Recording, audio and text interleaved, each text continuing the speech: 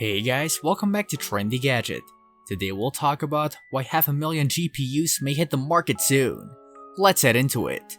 The Supreme Court's decision.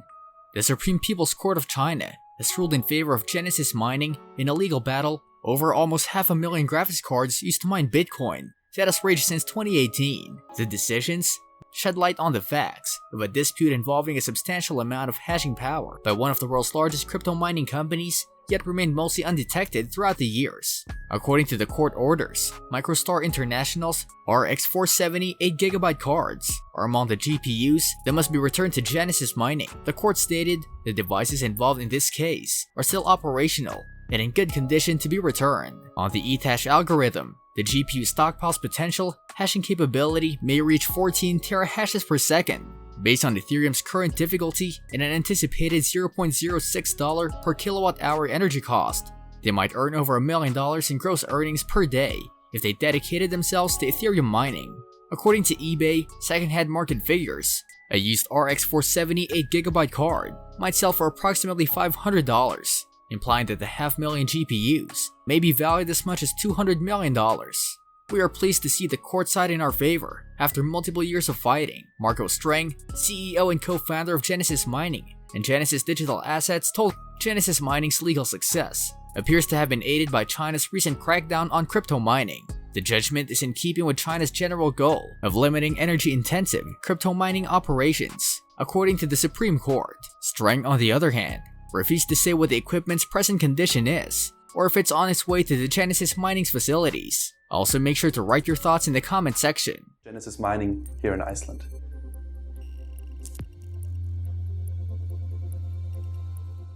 Hosting partnership went sour.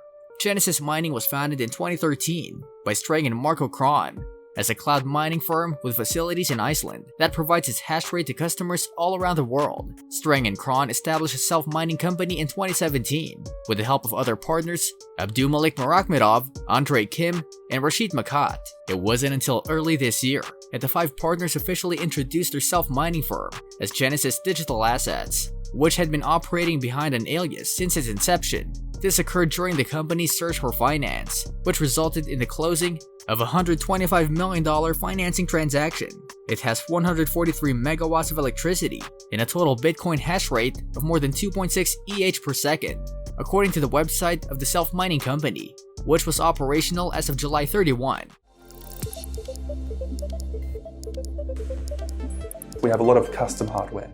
Streng and Kron signed into a hosting agreement for Genesis Mining with Shuangshiji Technology Limited, a Chinese data center operator in Fuzhou, Jiangxi, about the same time they moved into the self-mining industry. According to the Supreme Court's account of the facts, Shuangshiji unexpectedly halted payments to its hosting customer on September 2018 after Genesis Mining allegedly failed to pay its electricity costs. In May 2019, Genesis Mining filed a complaint with the Fuzhou Municipal Intermediate People's Court, requesting the restoration of 560,000 GPUs and 60,580 Antminer S9 Bitcoin ASIC miners. Shuangshiji was accused of failing to meet its duties and defrauding the miners. According to the business, Genesis Mining said that it had chosen to end the hosting agreement, but Shuangshi refused to return the miners and began selling part of the equipment.